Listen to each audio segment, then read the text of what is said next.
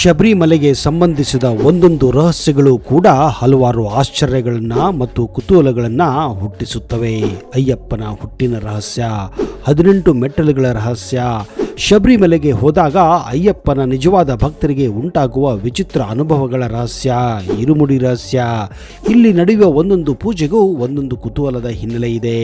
ಅಷ್ಟಕ್ಕೂ ಶಬರಿಮಲೆಯಲ್ಲಿ ಏನೆಲ್ಲ ನಡೆಯುತ್ತದೆ ಅನ್ನುವ ಮಾಹಿತಿಯನ್ನು ಇವತ್ತಿನ ಈ ವಿಡಿಯೋದಲ್ಲಿ ನಿಮಗೆ ಕೊಡ್ತಾ ಇದ್ದೀನಿ. ಅದಕ್ಕಿಂತ ಮೊದಲು ನೀವು ನಮ್ಮ ಚಾನಲ್ಗೆ ಹೊಸಬರಾಗಿದ್ದರೆ ದಯವಿಟ್ಟು ಈಗಲೇ ಸಬ್ಸ್ಕ್ರೈಬ್ ಮಾಡಿ, ಜೊತೆಗೆ ಬೆಲ್ ಐಕನ್ ಕೂಡ ಪ್ರೆಸ್ ಮಾಡಿ.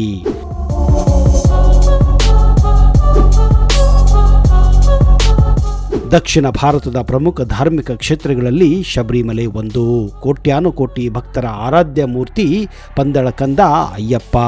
ಶಬರಿಮಲೆ ದರ್ಶನದಿಂದ ಅದೆಷ್ಟೋ ಭಕ್ತರು ಮನಸ್ಸಿಗೆ ನೆಮ್ಮದಿಯನ್ನು ಕಾಣುತ್ತಾರೆ. ಬೆಳಗುವ ಮಕರ ಜ್ಯೋತಿಯ ದರ್ಶನ ಕೂಡ ಎಲ್ಲರನ್ನ ಪುನೀತಗೊಳಿಸುವ ಒಂದು ಅದ್ಭುತ ಕ್ಷಣವಾಗಿದೆ.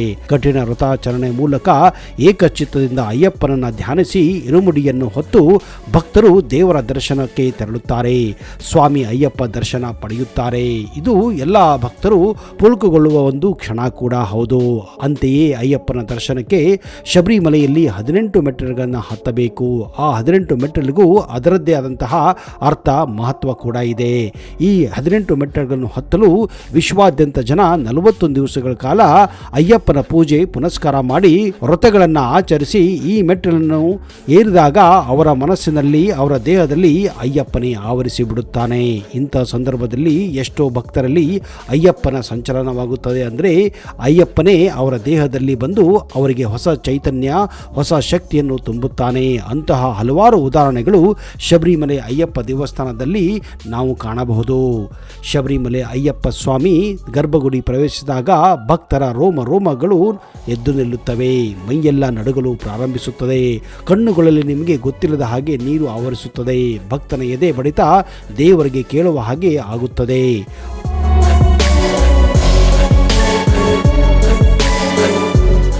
ಅಯ್ಯಪ್ಪನ ಭಕ್ತರು ಈ ವ್ರತದ ಸಮಯದಲ್ಲಿ ಕಾಲಿಗೆ ಚಪ್ಪಲಿ ಕೂಡ ಧರಿಸುವುದಿಲ್ಲ. ಕಪ್ಪು ಅಥವಾ ಕಾವಿ ಪಂಚೆ, ಕುತ್ತಿಗೆಗೆ ಒಂದು ಟವೆಲ್ಲು ಸುತ್ತಿರುತ್ತಾರೆ. ಕೊರಳಿಗೆ ರುದ್ರಾಕ್ಷಿ ಮಾಲೆಯನ್ನ ಧರಿಸುತ್ತಾರೆ. ಸ್ವಾಮಿ ಅಯ್ಯಪ್ಪನಿಗೆ ಮಾಲೆ ಹಾಕಿದವರನ್ನು ಯಾರೂ ಕೂಡ ಹೆಸರಿಟ್ಟು ಕೂಗುವುದಿಲ್ಲ. ಎಲ್ಲರನ್ನ ಅವರು ಸ್ವಾಮಿ ಎಂದೇ ಗೌರವಿಸುತ್ತಾರೆ. ಕನ್ನಿ ಸ್ವಾಮಿಗಳು ಕಪ್ಪು ಪಂಚೆ ಧರಿಸಿದರೆ, ಗುರುಸ್ವಾಮಿಗಳು ಕಾವಿ ವಸ್ತ್ರವನ್ನ ಧರಿಸುತ್ತಾರೆ. ಅಯ್ಯಪ್ಪ ಸ್ವಾಮಿ ದೇವಾಲಯದ ಮೆಟ್ಟಿಲುಗಳನ್ನು ಏರಲು 10 ವರ್ಷಕ್ಕಿಂತ ಚಿಕ್ಕ ಪ್ರಾಯದ ಹುಡುಗಿಯರಿಗೆ ಹಾಗೂ 50 ವರ್ಷ ಮೇಲ್ಪಟ್ಟ ಮಹಿಳೆಯರಿಗೆ, ಅಂದರೆ ಮುಟ್ಟು ನಿಂತಹ ಮಹಿಳೆಯರಿಗೆ ಮಾತ್ರ ಅವಕಾಶವಿದೆ. ಬ್ರಹ್ಮಿ ಮುಹೂರ್ತದಲ್ಲಿ ಎದ್ದು ತಣ್ಣೀರು ಸ್ನಾನ ಮಾಡಿ ಅಯ್ಯಪ್ಪನ ಭಜನೆಯನ್ನು ಮಾಡುತ್ತಾ ಸದಾ ಅಯ್ಯಪ್ಪನ ಧ್ಯಾನದಲ್ಲಿಯೇ ಇರುತ್ತಾರೆ ಈ ಅಯ್ಯಪ್ಪ ಭಕ್ತರು. 41ನೇ ದಿನ ಇರುಮುಡಿ ಹೊತ್ತುಕೊಂಡು ಅಯ್ಯಪ್ಪನ ದರ್ಶನಕ್ಕೆ ಬರುತ್ತಾರೆ. ಪಂಪಾ ನದಿಯಲ್ಲಿ ಮಿಂದು ಶಬರಿಯ ಮಲೆಯನ್ನು ಏರಿ 18 ಮೆಟ್ಟಿಲುಗಳನ್ನು ಹತ್ತಿ ಅಯ್ಯಪ್ಪ ಸ್ವಾಮಿ ದರ್ಶನ ಪಡೆಯುತ್ತಾರೆ. ಮಣಿಕಂಠನ ದರ್ಶನದಿಂದ ಕಠಿಣ ವ್ರತಾಚರಣೆ ಸಾರ್ಥಕವಾಯಿತು ಎಂದು ಧನಾತ್ಮ ಭಾವವನ್ನ ಮೂಡುತ್ತದೆ. ಮಕರ ಜ್ಯೋತಿಯ ದರ್ಶನ ಪ್ರತಿ ಅಯ್ಯಪ್ಪ ಮಾಲಾಧಾರಿಗಳ ಬದುಕಿನ ಸ್ಮರಣೀಯ ಕ್ಷಣ ಕೂಡ ಆಗಿರುತ್ತದೆ. ಆದರೆ ಈ ಎಲ್ಲ ಧನ್ಯತಾ ಕ್ಷಣಕ್ಕೆ ಮುನ್ನ ಪ್ರತಿ ಭಕ್ತರು 18 ಪವಿತ್ರ ಮೆಟ್ಟಿಲುಗಳನ್ನ ಹತ್ತಲೇಬೇಕು. ಅಯ್ಯಪ್ಪನ ಕರುಣಾಮೃತಕ್ಕೆ ಪಾತ್ರವಾಗುವುದಕ್ಕೆ ಈ 18 ಮೆಟ್ಟಿಲು ಕೂಡ ದಾರಿ.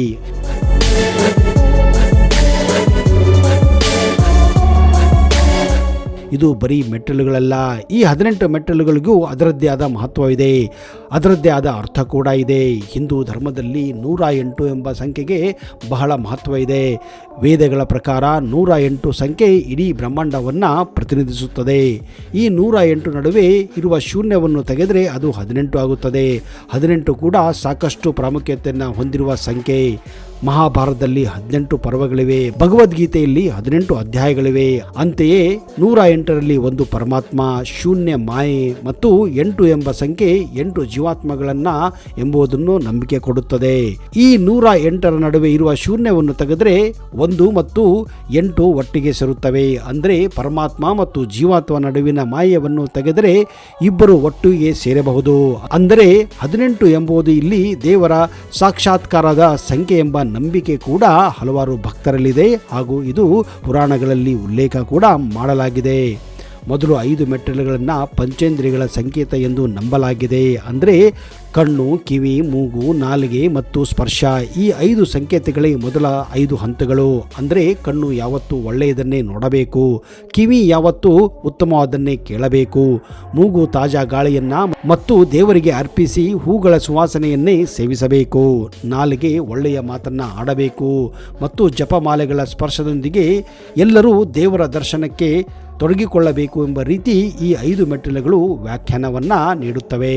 ಅಂದರೆ ಎಲ್ಲರ ಬದುಕು ಕೂಡ ಸದ್ವಿಚಾರದಲ್ಲಿ ತುಂಬಿರಬೇಕು ಎಂಬುದು ಈ ಮೆಟ್ಟಿಲುಗಳ ಅರ್ಥ.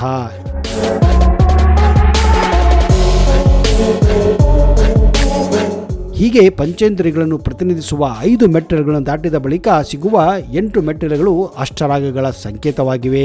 ಅಂದರೆ ಕಾಮ, ಕ್ರೋಧ, ಲೋಭ, ಮೋಹ, ಮದ, ಮಾತ್ಸರ್ಯ, ಹೆಗ್ಗಳಿಕೆ, ಅಸೂಯೆಗಳ ಸೂಚಕ.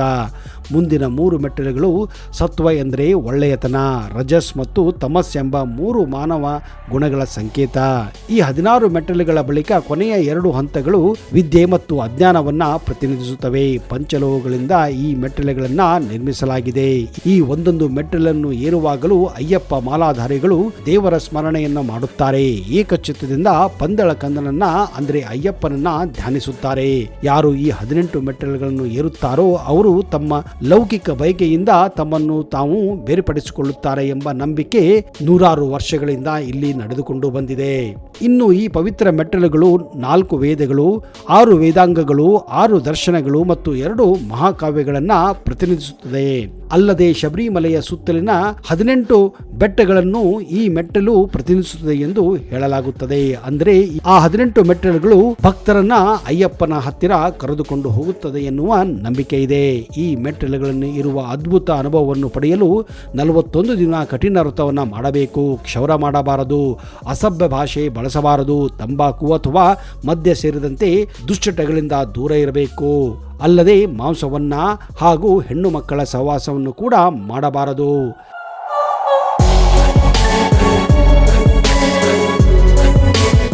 ಇಂದ್ರಿಯ ನಿಗ್ರಹ ಮಾಡಬೇಕು. ದೇಗುಲಕ್ಕೆ ಭೇಟಿ ನೀಡಿದಾಗ ಭಕ್ತರು ಕಪ್ಪು, ಕೇಸರಿ ಅಥವಾ ಸರಳ ನೀಲಿ ಬಟ್ಟೆಗಳನ್ನು ಧರಿಸಬೇಕು.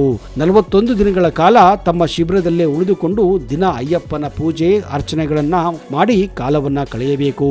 ಹೀಗೆ ಗುರುಸ್ವಾಮಿಯ ಮಾರ್ಗದರ್ಶನದಲ್ಲಿ ಏಕಚಿತ್ತದಿಂದ ಮಣಿಕಂಠನ ನಾಮಸ್ಮರಣೆಯೊಂದಿಗೆ ಶಬರಿಮಲೆ ಯಾತ್ರೆ ಕೈಗೊಳ್ಳುವ ವ್ರತಾಧಾರಿಗಳು ಮಕರ ಜ್ಯೋತಿಯ ದರ್ಶನದ ಕ್ಷಣ ಆನಂದವನ್ನ ಪಡೆದುಕೊಳ್ಳುತ್ತಾರೆ. ಶಬರಿಮಲೆಗೆ ಹಿಮಾಲಯದಿಂದ ಚಂದ್ರಚೂಡ ಸ್ವಾಮಿ ಎನ್ನುವ ಒಬ್ಬ ಮುನಿಗಳು ನೂರಾರು ವರ್ಷಗಳಿಂದ ಕಾಲ್ನಡಿಗೆಯಲ್ಲಿ ಶಬರಿಮಲೆಗೆ ಬಂದು 41 ದಿನಗಳ ಕಾಲ ಶಬರಿಮಲೆ ಹತ್ತಿರವೇ ಇರುವ ಒಂದು ಗುಹೆಯಲ್ಲಿ ವಾಸ ಮಾಡಿ ಗುಪ್ತವಾಗಿಯೇ ಅಯ್ಯಪ್ಪನ ದರ್ಶನ ಪಡೆದು ವಾಪಸ್ಸು ಹಿಮಾಲಯಕ್ಕೆ ಹೋಗುತ್ತಾರೆ.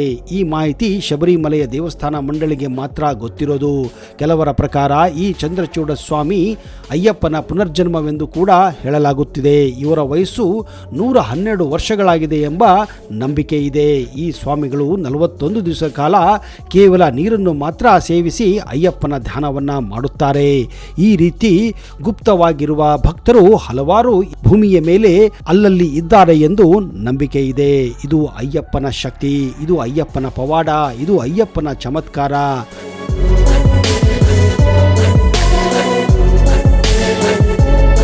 ನೋಡಿದಿರಾ ಸ್ನೇಹಿತರೆ, ಅಯ್ಯಪ್ಪನಿಗಾಗಿ ಜನ ಏನೆಲ್ಲ ಮಾಡುತ್ತಿದ್ದಾರೆ, ಆ ಭಕ್ತರು ಏನೆಲ್ಲ ಅನುಭವಿಸುತ್ತಿದ್ದಾರೆ.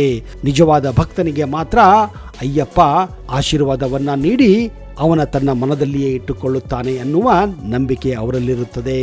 ಸ್ನೇಹಿತರೆ, ಒಂದು ವೇಳೆ ನಿಮಗೆ ಈ ವಿಡಿಯೋ ಇಷ್ಟವಾದಲ್ಲಿ ದಯವಿಟ್ಟು ಕಮೆಂಟ್ ಬಾಕ್ಸ್ ಅಲ್ಲಿ ಜೈ ಅಯ್ಯಪ್ಪ ಎಂದು ಸಂಬೋಧಿಸಿ. ಇಂತಹದೇ ಅಯ್ಯಪ್ಪನ ಬಗ್ಗೆ ಇನ್ನಷ್ಟು ಮಾಹಿತಿಯನ್ನ ಹಾಗೂ ಶಬರಿಮಲೆ ಬಗ್ಗೆ ಇನ್ನಷ್ಟು ರಹಸ್ಯಮಯ ಮಾಹಿತಿಗಳನ್ನ ಬರುವ ಸಂಚಿಕೆಯಲ್ಲಿ ಕೊಡುತ್ತೇನೆ. ಅಲ್ಲಿಯವರೆಗೆ ಜೈ ಹಿಂದ್, ಜೈ ಕರ್ನಾಟಕ.